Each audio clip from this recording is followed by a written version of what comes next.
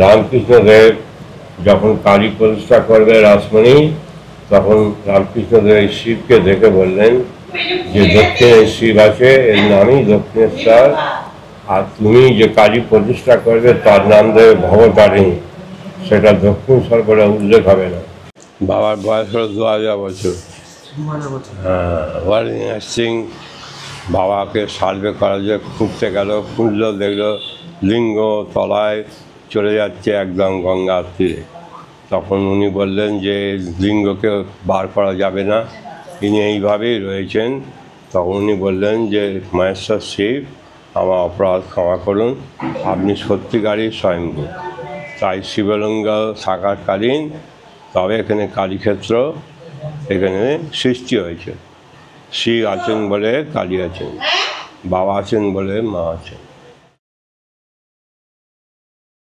কলকাতার 450 বছরের পুরনো মন্দির, বলা চলে দক্ষিণেশ্বর নামটা যে মন্দির থেকে হয়, শ্রী রামকৃষ্ণদেব এখানে এসে পুজো করে গেছেন, এখানে এসে সাধনা করে গেছেন। বাঙালির ইতিহাসের বইয়ের পাতা থেকে প্রায় ভুলতে বসা একটা মন্দিরের গল্প বান রাজার, যাকে তুলনা করা হয় মান্ধাত্তার সাথে, যার অস্তিত্ব এখন আর নেই, কিন্তু সেই অস্তিত্বের একটা সামান্য নমুনা হচ্ছে এই দক্ষিণেশ্বরের বুড়ো শিবের মন্দির। এই বান রাজা ছিলেন বাবার খুব শিবের ভক্ত। বান রাজার মেয়ের নাম হচ্ছে উষা। সে উষা ছিল, সেও শিবের খুব ভক্ত, বাবার সঙ্গে সেও শিবের পুজো করত। আর শ্রীকৃষ্ণের নাতি ছিল অনিরুদ্ধ। অনিরুদ্ধ এই শিবকে পুজো করছে উষা, সেই দেখে অনিরুদ্ধ উষাকে খুব পছন্দ করল। তখন বিয়ের প্রস্তাব দিল যে আমি তোমাকে বিবাহ করতে চাই। তখন উষা বলল তার পিতাকে, বান রাজাকে, যে আমাকে শ্রীকৃষ্ণের নাতি, তখন শ্রীকৃষ্ণ বেঁচে আছে, শ্রীকৃষ্ণের নাতি আমাকে এই বলেছেন যে তোমাকে গন্ধর্ব হাতে বিয়ে করবো। তারপরে ঠিক আছে। যখন গিয়ে কৃষ্ণের কানে উঠল, কৃষ্ণ বললেন না, অসুর বংশের সঙ্গে আমি আমার নাতির বিয়ে দেবো না। তখন শিব বললেন কেন? তুমি তো প্রহ্লাদকে রক্ষা করেছিলেন, নরসিংহ ছিল প্রহ্লাদের পিতা, সে তো পাহাড় থেকে ফেলে দিল, আগুনে পুড়িয়ে দিল, বিষ্ণু তাকে জীবন দান করলেন, তার তো মৃত্যু হলো না, সে তো নারায়ণের ভক্ত ছিল, এ তো আমার ভক্ত, এর মেয়ে উষাকে তোমার নাতি অনিরুদ্ধের সঙ্গে গন্ধর্ব মতে বিয়ে দাও। তখন শ্রীকৃষ্ণ বলল একটাই প্রস্তাব, যে বান রাজার সঙ্গে আমি যুদ্ধ করব, সেই যুদ্ধে যদি হেরে যাই তাহলে আমি নাতির বিয়ে দেবো, আর যদি জিতে যাই তাহলে বিয়ে হবে। তখন লড়াই হলো বান রাজার সঙ্গে আর শ্রীকৃষ্ণের সঙ্গে। তখন শ্রীকৃষ্ণ বান রাজাকে যতই তীর মারে হাত কেটে পড়ে যায়, আবার সে হাত ধরা লেগে যায়। তখন শ্রীকৃষ্ণ হেরে গেলেন। বান রাজা তখন 1000 হাত বার করলেন, 1000 হাত বার করে তারপর কৃষ্ণকে এরমভাবে দেখালেন। তখন বললো বাবা তুমি শিবের আশীর্বাদে 1000 হাত। তখন শিবকে কৃষ্ণ বললেন আমার আর কোনো আপত্তি নেই, এবার বিবাহ হোক। তখন উষার সঙ্গে অনিরুদ্ধ গন্ধর্ব মতে শিবের কাছেই তার বিয়ে হল। আর লোকমুখে প্রচারিত আছে যে বাবা এই দক্ষিণেশ্বরী আছে বলে, তবে এটা শিবক্ষেত্র। এই শিবক্ষেত্র হচ্ছে একদম হুগলি নদী যত দূর চলে গেছে কালীক্ষেত্র সৃষ্টি হয়েছে। শিব শক্তি না থাকলে, শিবশক্তি না থাকলে কালী শক্তি আসত। রামকৃষ্ণদেব যখন কালী প্রতিষ্ঠা করবে রাসমণি, তখন রামকৃষ্ণদেব এই শিবকে দেখে বললেন যে দক্ষিণে শিব আছে, এর নামই দক্ষিণেশ্বর, আর তুমি যে কালী প্রতিষ্ঠা করবে তার নাম দেবে ভবতারিণী, সেটা দক্ষিণেশ্বর বলে উল্লেখ হবে না। কিন্তু লোকমুখে এখন ওইখানে দক্ষিণেশ্বর হয়ে গেছে, তাই এই দক্ষিণেশ্বর শিব এখন একদিকে পেছনে পড়ে গেছে। তাই এখানে না আছে গাড়ির কোনো যানবাহনের সেরকম ব্যবস্থা নেই, যার ফলে দূরের লোক আসতে পারে না। এই গ্রামের লোক, লোকাল লোক, বাইরে যারা যারা জানে তারা তো কষ্ট করে বাবাকে দর্শন করে যায়। রাজা শিবকে পুজো করতেন, তিনি গঙ্গা জলেতেই আবির্ভূত হলেন পুজো থেকে। পাতাল খুলে বাবা উঠলেন, বাবা স্বয়ংভূ। এখানে রামকৃষ্ণদেব বাবাকে পুজো করে গেলেন। এই বাবার নাম থেকেই শিব থেকে দক্ষিণেশ্বর নাম। এবং গ্রামের সমস্ত মা বোন যারা আছেন 12 বছর পুজো তপ করে তারা সমস্ত অক্ষয় ফল লাভ করেছে, তাদের সব বাসনা কামনা পূর্ণ করেন। এনার মাহাত্ম অনেক। হ্যাঁ, বর্তমানে তিনি এখন যেভাবে বিরাজ করে রয়েছেন এইভাবে আগেও ঠিক সেইভাবেই ছিলেন। তারপর বহু বছর আগে তখন চালা ঘর ছিল, তারপর ভক্তরা সব মন্দির তৈরি করে বাবাকে নদীর চর বাঁধিয়ে বাবার মন্দির হলো, সংস্কার হলো। কিন্তু বাবা এই আশ্রমে রয়েছেন এইভাবে 2000 বছর অতিক্রম হয়ে গেছে। এখন এই মন্দির মেনটেন্স হচ্ছে না, চারদিকে জল পড়ছে, বহু হয়ে গেছে, লক্ষ খারাপ হয়ে গেছে। এখন সব ভক্তদের কাছ থেকে একটা উদ্যোগ নেওয়া হচ্ছে যাতে মন্দিরের ছাদটা রক্ষা পায়। ছাদের অবস্থা খুবই খারাপ। হ্যাঁ, যে কোনো মুহূর্তে ভেঙে পড়তে পারে, তাই অনেক ভক্তকে সাবধানে পুজো করে চলে যেতে হয়। এর একটা ইতিহাস যে বাবা এখানে যখন এলেন তখন এই জায়গা বন জঙ্গলে ঘেরা ছিল। তখন মহেশ্বর শিবের মাথায় আমাদের এই ঘোষাল বংশে প্রথম যিনি ছিলেন তার নাম হচ্ছে রাজকৃষ্ণ চক্রবর্তী ওনাকে ঘোষাল। তিনি দেখতে পেলেন যে এরকম ভাবে তার গরু এসে বাবা মাথার দুধ দিয়ে চলে যাচ্ছে। তখন তিনি দেখলেন যে গরুর দুধ আসলে একই ব্যাপার। গরুর পেছনে এলেন, এসে দেখলেন যে এইভাবে শতপুত্রভাবে বাবাকে দুধ দিচ্ছে।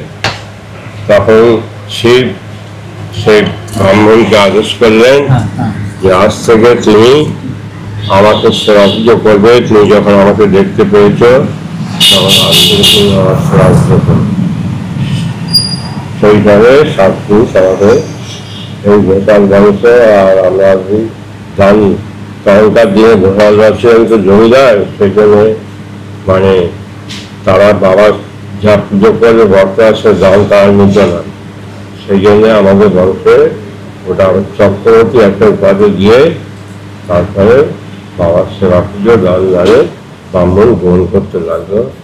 এবং সমস্ত ভক্তরাও শতভুক্তভাবে বাবাকে তখন সেই যুগে বাবাকে ঘি মাখন টাখন মাখিয়ে পুজো করতেন। আর তখনকার দিনে মানুষের মধ্যে একটা চেতনা ছিল যে আমি পিতা যেমন বিয়ে করে মাকে নিয়ে আসে, তাহলে বাবা হচ্ছেন অধিপতি। বলছে পিতা স্বর্গ পিতা ধর্ম পিতাই পরমন্তব পিতরি পিতৃমাপন্নে প্রিয়ন্তে সর্বদেবতা।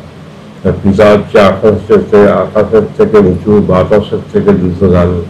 তিনি রুজি রোজগার করে আমাদের খাইয়ে মানুষ করছে। আর জননী জন্ম ভূমিষ্ঠ স্বর্গদোপী গরিয়সী। জননী আমাদের পেটে ধারণ করে তারপর আমাদেরকে তিনি এই পৃথিবী বুঝে নিয়ে করে করে মানুষ করেছেন। তাই পিতামাতার ঋণ শোধ করা যায় না। তাই যখন শিবশক্তির দেব এটা যখন শিবক্ষেত্র হলো তখন মা কালী দুর্গা সকলেই আসতে লাগলেন, তখন কালীক্ষেত্র হলো। সেজন্য মা বাবা দুজনেই রইলেন এবং সকল ভক্ত মা বাবার আশীর্বাদ নিয়ে তাদের বাসনা কামনা সমস্ত পূর্ণ করুন এবং সমস্ত বাসনা কামনা ভাবতে মা বাবা তারাই রক্ষা করে। যখন যাবতীয় সাহায্য করছেন তখন উনি লোকের মুখে শুনলেন যে আমার সেই ঘুরেছেন। তখন শিবের যত খুঁজছে মাটি তত শিবলিঙ্গ পাথরের দিকে নেমে চলে যাচ্ছে এবং গঙ্গার তলা দিয়ে শিবলিঙ্গের শেকড় চলে যাচ্ছে। এবং শিবের সামনে গঙ্গা একটা গাছ ছিল। এটা আমি আমার বর্তমান বয়সে, এখন আমার বয়স হয়ে গেল প্রায় 81 বছর বয়স হয়ে গেল। তা আমার তখন বয়স ছিল, হ্যাঁ, তখন আমি দেখেছি যে নদীর সামনে বাবার সামনে গঙ্গা একটা ঘূর্ণি হতো, খুব জোর ঘুরতে। এই সেই ঘূর্ণিতে অনেকে পড়ে গেলে নৌকো বা কোনো মানুষ পড়ে গেলে তার একবারে গর্ভের মধ্যে ঢুকে মারা যেত। এবার বহু লোক মারা গেছে সাঁতার কাটতে গিয়ে। তখন ওইখান থেকে যখন বাবার এই ভাঙন হচ্ছিল নদীর পার, সেটা আমি সেম লেগে একটা চিঠি করেছিলাম। চিঠির কপি আমার কাছে এখনো আছে।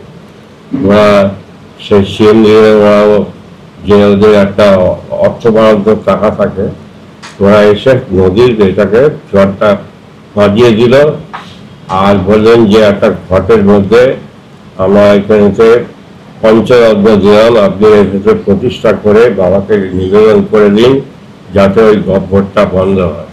তখন এখানে বাবার ওই চন্দ্রের ফুল টুল দিয়ে সোনার পাঁচ ধাতু হাতের মধ্যে দিয়ে বাবার ফুল মাটি দিয়ে বাবাকে স্মরণ করা হলো যে অপরাধ সমস্ত। তারপরে সিএম যারা অফিসাররা তারা ওখান থেকে নৌকো করে গিয়ে ওই গহ্বরের মধ্যে যেখানে ঘূর্ণি হচ্ছে সেখানে ছেড়ে দিল ঘরটা। তারপর ঘূর্ণিটা আস্তে আস্তে বন্ধ হয়ে গেল। তারপর তারা একটা বিরাট লোহার মোটা জালের মধ্যে সব পাথর পুড়ে আবার গর্বে ওই জায়গাটা ছেড়ে দিল। সেই থেকে এখন ঘূর্ণিটা নেই আর মানুষের অ্যাক্সিডেন্টটা অনেক কমে গেছে। তা ওয়ারেন হেস্টিংস যখন এইভাবে খুঁজছিলেন তখন দেখলেন যে না, এ তো গঙ্গার জলের সঙ্গে চলে যাচ্ছে, এ হদিশ পাওয়া যাচ্ছে। তখন তিনি অপরাধ চাইলেন যে আমাকে ক্ষমা করুন। তখন বললেন, God Almighty has created all things, Father, Mother and God. তিনি বললেন আমরা যেমন পিতামাতাকে সম্মান করি তেমনি দেব দেবীকেও সম্মান করলেন। ওয়ারেন হেস্টিংস ক্ষমা চেয়ে বাবার কাছে তারপর তিনি চলে গেলেন।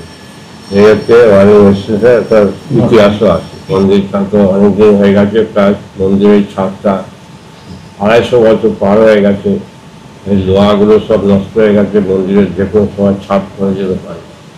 তাই এখানে সব ভক্তদের জানানো হয়েছে, ভক্তরা কে কি গায়ে সব নিয়ে ভক্তদের দাঁড়িয়ে এটা সংস্কার করার জন্য আবেদন করা হয়েছে। এখন সেটা বাবার আশীর্বাদে বাবার মন্দির বাবাই রক্ষা করবে, এই বিশ্বাস নিয়ে বাবার চরণেই আছে। ওঙ্কারেতে পরম ব্রহ্ম মৃত্যুঞ্জয় শিব, তার কৃপাতে বেঁচে আছি আমরা সকল যে। বাবা বুড়ো শিব, বাবা তারকনাথ, বাবা কাশী বিশ্বনাথ, বাবা পঞ্চানন্দ, মা মুক্তকেশী, রামকৃষ্ণের ভবতারিণী, আদ্যা শক্তি মহামায়া, শ্মশান দেবী গঙ্গা। ভক্তের মনে নেই কোনো ভয়, জাগিবে না কোনো শঙ্কা। রামকৃষ্ণের সাধনা ক্ষেত্র, মোদের জন্মভূমি। পৃথিবীর বুকে যত দেব দেবী আছো, সবার চরণে নমি। জম্বুত এই করোনা নিপাত করেছ প্রভু, ভক্তের যত ব্যাধি আছে নিপাত করো প্রভু। ভক্তের যত বাসনা কামনা পূর্ণ করো প্রভু। ওম শান্তি, ওম শান্তি, ওম শান্তি।